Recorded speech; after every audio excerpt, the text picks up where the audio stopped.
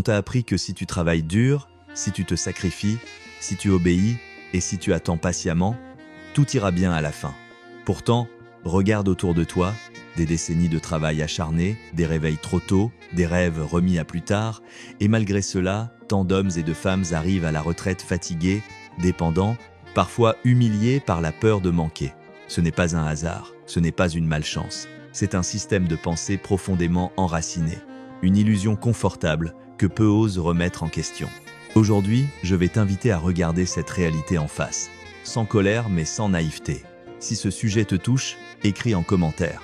Je refuse de finir pauvre. Abonne-toi, aime cette vidéo et reste jusqu'à la fin. Car la vérité que tu vas entendre dérange, mais elle libère ceux qui osent l'écouter. On ne t'a jamais appris à distinguer le travail de la valeur, l'effort de la stratégie, l'occupation de la progression réelle. Très tôt, on t'a conditionné à croire que travailler dur était une fin en soi. Comme si l'épuisement garantissait la sécurité, comme si la fatigue était une preuve de mérite. Pourtant, ce que peu osent dire, c'est que le travail acharné, sans compréhension, des règles du pouvoir ne crée pas la richesse, il crée la dépendance. Il rassure ceux qui dirigent parce qu'il produit des individus occupés, fatigués, incapables de prendre du recul. Tu n'es pas pauvre parce que tu ne travailles pas assez. Tu es vulnérable parce que tu travailles souvent au mauvais endroit, pour les mauvais objectifs, selon des règles que tu n'as jamais choisies. Le premier piège est psychologique. Lorsqu'on associe le travail à la morale, on empêche toute remise en question. Si tu souffres, c'est que tu n'en fais pas assez. Si tu manques d'argent, c'est que tu dois te sacrifier davantage. Cette logique est redoutable, car elle transforme l'échec structurel en faute personnelle. Tu finis par t'en vouloir, à douter de ta valeur, alors que le problème n'est pas ton engagement, mais l'absence de position stratégique. Travailler sans pouvoir de négociation, sans levier, sans vision à long terme, revient à courir sur un tapis roulant. Tu avances, tu transpires, tu t'épuises, mais tu restes au même endroit. Observe les parcours de ceux qui arrivent à la retraite sans sécurité réelle. Ils ont souvent été loyaux, constants, disciplinés. Ils ont respecté les règles. Ils ont cru à la promesse implicite selon laquelle le système finirait par prendre soin d'eux. Mais le système ne récompense pas la loyauté, il exploite la prévisibilité. Plus tu es fiable sans être dangereux, plus tu es remplaçable. C'est une vérité inconfortable, mais essentielle. La stabilité apparente du salaire masque une fragilité profonde, celle de dépendre entièrement d'une structure qui ne t'appartient pas. Un autre mécanisme silencieux est la confusion entre activité et utilité. Être occupé donne l'illusion d'être indispensable. Pourtant, beaucoup de tâches peuvent être automatisées, déléguées ou supprimées sans que la structure ne s'effondre. Ce qui crée la sécurité, ce n'est pas la quantité d'heures, mais la rareté de ta position. Tant que tu échanges ton temps contre de l'argent sans accumuler d'actifs, de compétences transférables ou de pouvoir décisionnel, tu restes prisonnier d'un cycle. Le temps passe, ton énergie diminue, mais ta dépendance demeure. Il y a aussi la peur, subtile mais omniprésente. La peur de perdre ce que tu as, même si ce que tu as est insuffisant. Cette peur pousse à accepter des conditions injustes, à repousser les questions essentielles, à remettre à plus tard la réflexion stratégique. On te dit d'être reconnaissant, de ne pas faire de vagues, d'attendre ton tour. Mais le temps n'est pas un allié quand il est utilisé contre toi. Chaque année passée sans compréhension des mécanismes financiers, sans autonomie, sans vision claire, renforce l'asymétrie entre toi et ceux qui décident. Ce que Machiavel avait compris, et que peu enseignent encore aujourd'hui, c'est que le pouvoir ne se donne pas à ceux qui travaillent le plus, mais à ceux qui comprennent les structures. Le travail est un outil, pas une vertu absolue. Lorsqu'il n'est pas orienté vers un gain de position, il devient une chaîne invisible. Beaucoup confondent patience et résignation. Ils attendent que la reconnaissance arrive, que la sécurité se matérialise, que la retraite tienne ses promesses. Mais le pouvoir n'arrive jamais à ceux qui attendent. Il se déplace vers ceux qui anticipent. Regarde comment le langage lui-même te conditionne. On parle de carrière comme d'un chemin linéaire, d'une montée progressive. Mais en réalité, la majorité des trajectoires sont plafonnées très tôt.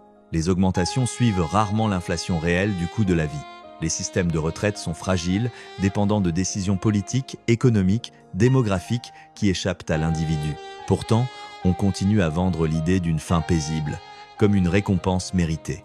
Cette promesse maintient l'obéissance, parce qu'elle donne un sens à la souffrance présente. Un autre point crucial est l'absence d'éducation stratégique. On t'apprend à exécuter, rarement à comprendre, à produire, rarement à posséder, à consommer, presque jamais à structurer. Résultat, même après des décennies de travail, beaucoup n'ont pas développé les réflexes nécessaires pour protéger ce qu'ils ont gagné. L'argent entre, puis sort. Les obligations s'accumulent. Le style de vie s'ajuste aux revenus, mais jamais à la liberté. Et quand le revenu s'arrête ou diminue, la fragilité apparaît brutalement. Il faut aussi parler du mythe du mérite pur. Cette idée selon laquelle l'effort serait toujours récompensé est profondément séduisante, mais dangereusement fausse. Le mérite sans visibilité reste invisible. Le mérite sans pouvoir reste exploitable. Le mérite sans stratégie enrichit souvent quelqu'un d'autre. Cette croyance maintient les individus dans un état de docilité morale. Ils acceptent l'injustice en se disant que le système finira par reconnaître leur valeur. Mais le système ne reconnaît que ce qui menace de partir, de négocier ou de se repositionner.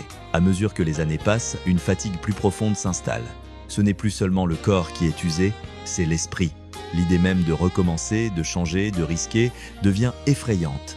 C'est à ce moment-là que la pauvreté devient presque inévitable, non pas par manque d'effort, mais par épuisement stratégique. Tu continues, non par espoir, mais par inertie. Et l'inertie est l'allié la plus fidèle des systèmes qui exploitent. Ce que cette première partie doit te faire comprendre, ce n'est pas que le travail est inutile, mais qu'il est insuffisant lorsqu'il est déconnecté de la compréhension du pouvoir. Travailler sans apprendre à se positionner, c'est construire une maison sur un terrain qui ne t'appartient pas. Le jour où le propriétaire change les règles, tu n'as aucun recours. La vraie question n'est donc pas combien tu travailles, mais pour qui, dans quel cadre et avec quelle sortie possible. Et c'est là que quelque chose commence à se fissurer. Car une fois que tu vois ce mécanisme, tu ne peux plus l'ignorer. Une fois que tu comprends que l'épuisement n'est pas une preuve de valeur, mais souvent un symptôme d'exploitation, ton regard change.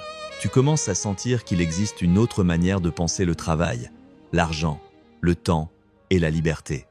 Une manière plus froide, plus lucide, mais aussi plus juste envers toi-même. Ce que peu osent affronter, c'est que la sécurité promise n'était qu'un récit, et que sans conscience stratégique, ce récit conduit trop souvent à une retraite pauvre, non seulement financièrement, mais intérieurement.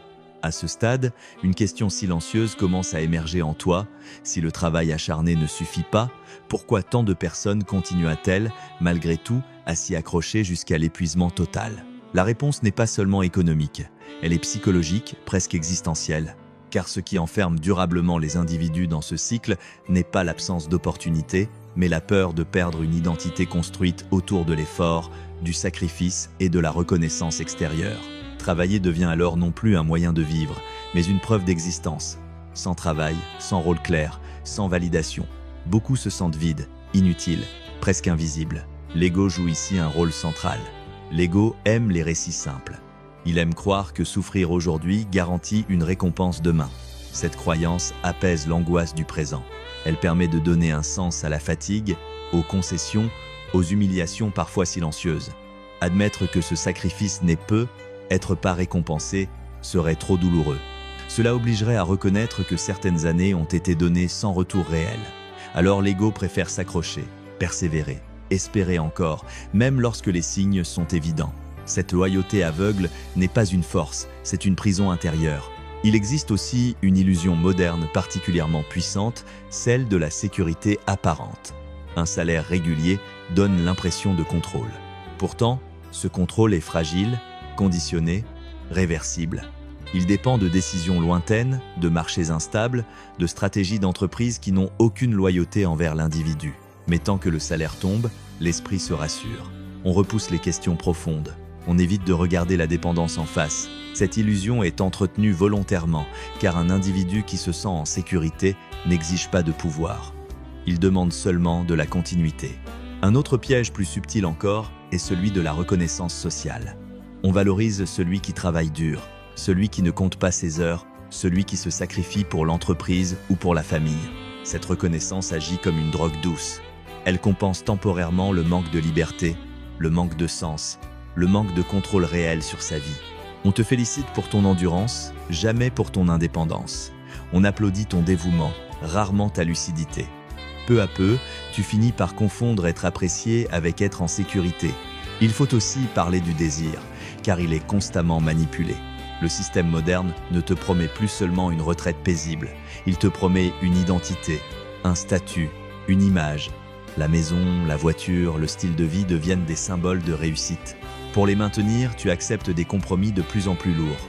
Tu repousses la liberté à plus tard, encore et encore. Et plus ton niveau de vie augmente sans que ton autonomie ne suive, plus tu deviens prisonnier de ce que tu possèdes. Ce qui était censé te libérer finit par t'enchaîner. Un fait rarement évoqué est que beaucoup de systèmes sont construits sur l'usure progressive de l'individu. Ils fonctionnent parce que l'énergie, la créativité et la capacité de résistance diminuent avec le temps. Plus les années passent, plus il devient difficile de se réinventer. Non par incapacité réelle, mais par fatigue mentale. On ne t'écrase pas d'un coup, on t'érode lentement. Chaque petite concession semble anodine, mais leur accumulation crée une dépendance profonde. À l'approche de la retraite, beaucoup n'ont plus la force psychologique de remettre en question ce qu'ils ont construit, même si cela les conduit à la précarité. Il existe également un paradoxe cruel. Plus tu travailles longtemps sans comprendre les règles du pouvoir, plus tu défends le système qui t'a limité. Reconnaître son échec stratégique serait trop douloureux. Alors on rationalise. On dit que c'est la vie, que tout le monde fait pareil, que l'important est d'avoir été honnête. Cette rationalisation protège l'ego, mais elle condamne la lucidité.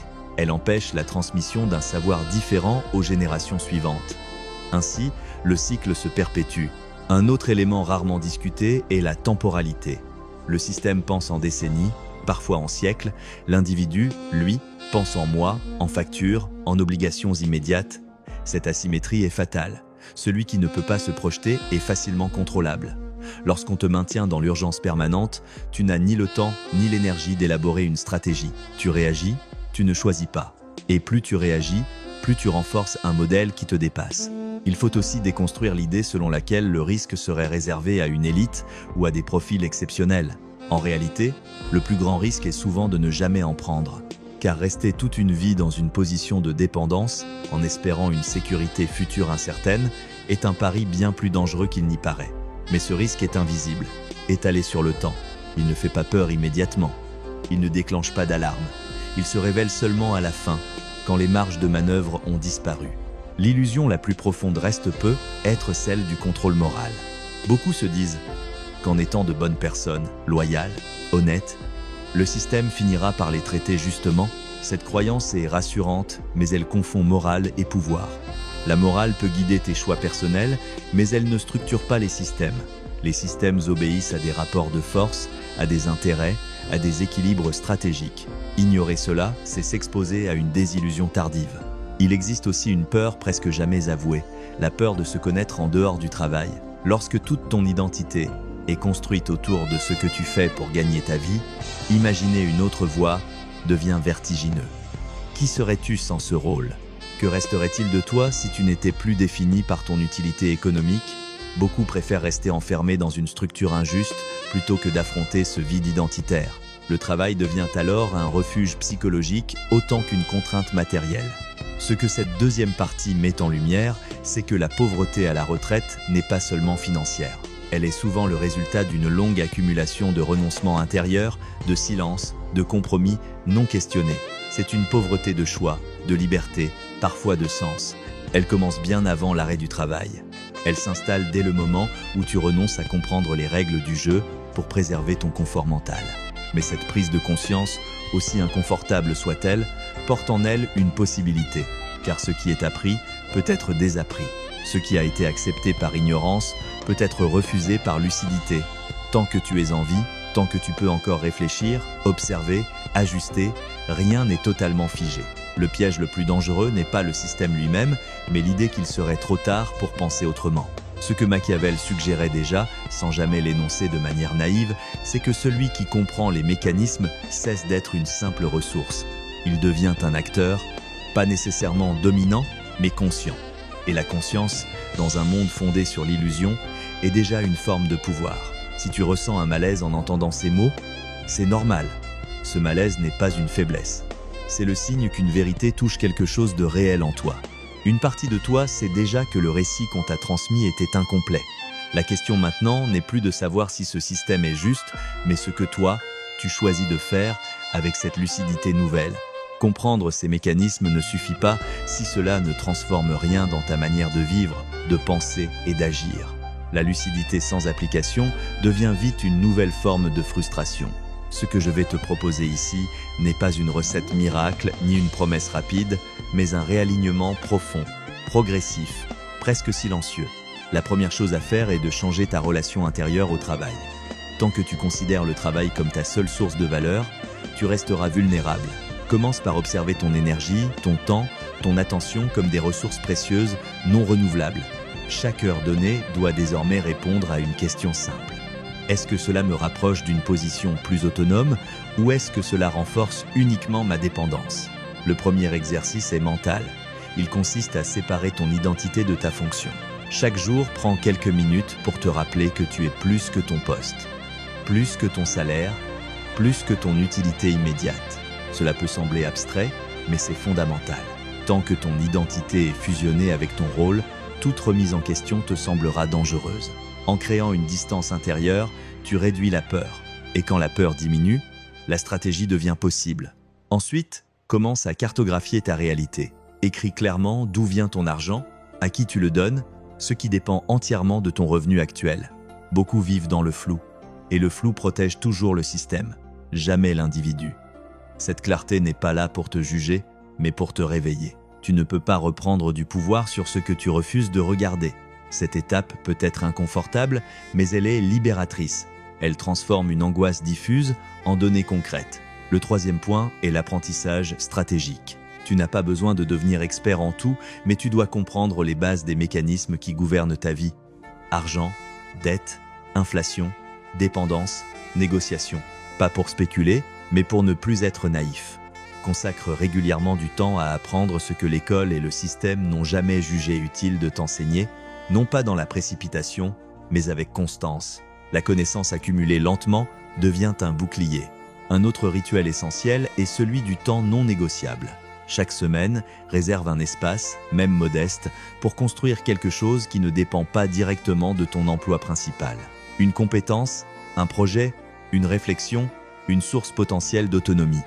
Peu importe la vitesse. Ce qui compte, c'est la direction. Ce temps est sacré. Il n'est pas là pour produire immédiatement, mais pour créer une sortie possible. Sans sortie, toute structure devient une prison. Il faut aussi apprendre à observer sans se précipiter. Beaucoup, une fois réveillés, veulent tout changer d'un coup. C'est une erreur. La précipitation est souvent une autre forme de peur.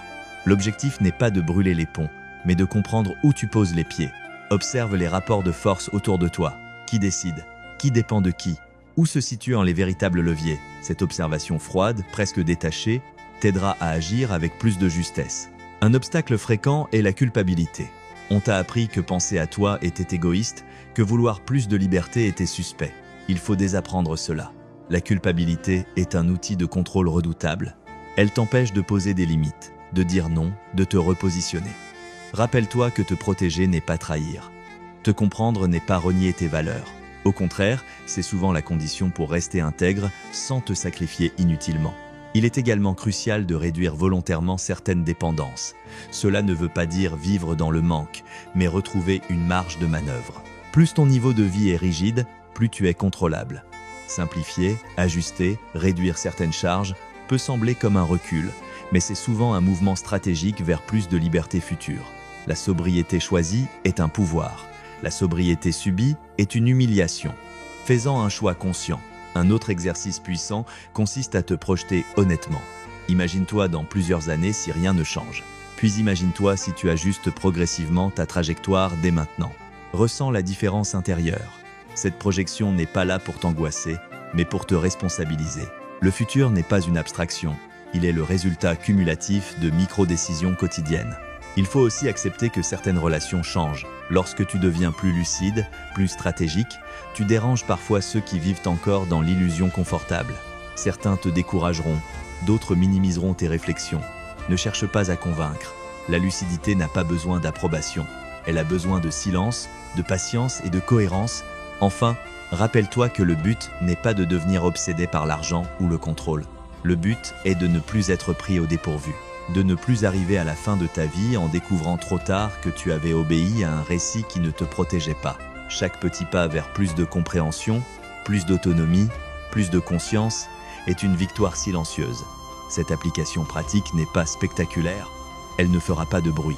mais elles transforment profondément ta posture intérieure. Tu passes de quelqu'un qui subit à quelqu'un qui observe, de quelqu'un qui espère à quelqu'un qui prépare.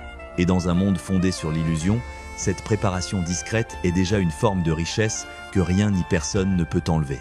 Si tu devais retenir une seule chose de tout ce que nous avons traversé ensemble, ce serait ceci: la pauvreté qui frappe tant de personnes à la retraite ne commence pas à la fin du travail, elle commence le jour où l'on confond obéissance et sécurité, effort et stratégie, loyauté et protection. Ce n'est pas le manque de courage qui appauvrit, mais le manque de lucidité. Ce n'est pas l'absence de travail qui détruit, mais l'absence de compréhension des règles invisibles qui gouvernent le temps, l'argent et le pouvoir. On t'a appris à tenir, rarement à penser, à patienter, presque jamais à te positionner. Et pourtant, tout au long de ta vie, les signaux étaient là.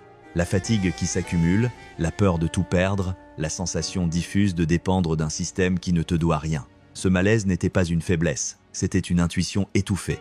Une part de toi savait que quelque chose n'allait pas, mais on t'a appris à la faire taire au nom du réalisme, de la responsabilité, du sacrifice. Ce que tu as entendu aujourd'hui n'est pas une invitation à la révolte ni à la fuite, c'est une invitation à la conscience, à comprendre que travailler n'est pas un mal, mais que travailler sans vision est un piège. Que la sécurité promise n'est jamais garantie, mais que la lucidité, elle, peut se construire. Lentement, silencieusement, intérieurement. La vraie richesse commence quand tu cesses de remettre ta protection entre des mains qui ne te connaissent pas. Il n'est jamais trop tard pour ajuster ta trajectoire intérieure. Même si certaines décisions ne peuvent plus être changées, ta manière de penser, de transmettre, de te positionner peut encore évoluer. Et cette évolution, même discrète, a un impact immense. Sur toi, sur ceux qui t'observent, sur ceux qui viendront après. Alors pose-toi cette question calmement, sans jugement. Est-ce que je vis selon un récit qu'on m'a donné ou selon une compréhension que j'ai choisie? La réponse à cette question détermine bien plus que ton avenir financier. Elle détermine ta dignité intérieure. Si cette